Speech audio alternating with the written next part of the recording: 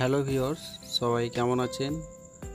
আশা করি সবাই ভালো আছেন। আজকের যে প্রবলেমটি আপনাদেরকে ইউটিউবে থাম্বনেলে দেখিয়েছি, তো অবশ্যই বুঝতে পেরেছেন। তো আজকের বিষয়টি হচ্ছে যে সাউন্ড সমস্যা নিয়ে।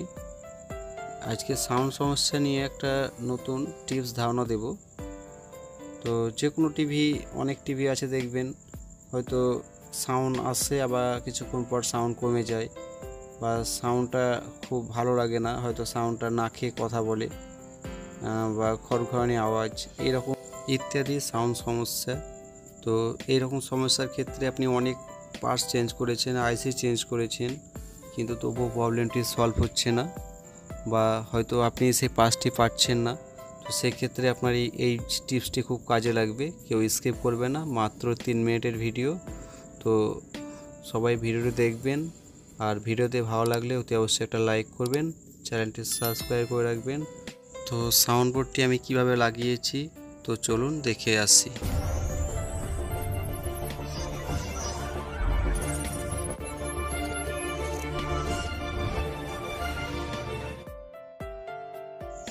তো ভিউয়ার্স, আমার হাতে দেখতে পাচ্ছেন এই সেই সাউন্ড বোর্ড, যেটা দিয়ে আমি আপাতত এখন কাজ চালিয়েছি। এটা নতুন টেকনিশিয়ানদের জন্য অতি অবশ্যই কাজে লাগবে।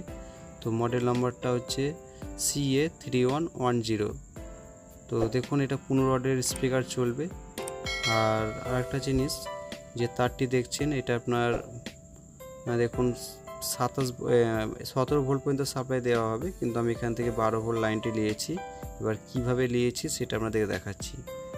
ঠিক এখানে যে 17 ভোল্টের পাশে যে সাউন্ড সাপ্লাই গিয়েছিল, এখান থেকে লাইনটা লাইনি আমি তার পাশে যে 12 ভোল্ট, এই লালটা হচ্ছে পজিটিভ আর সাদাটা হচ্ছে নেগেটিভ, এখান থেকে সাপ্লাইটা নিয়েছি। আপনারা এরকম 12 ভোল্টেজ মেপে আপনারা লাগিয়ে নেবেন।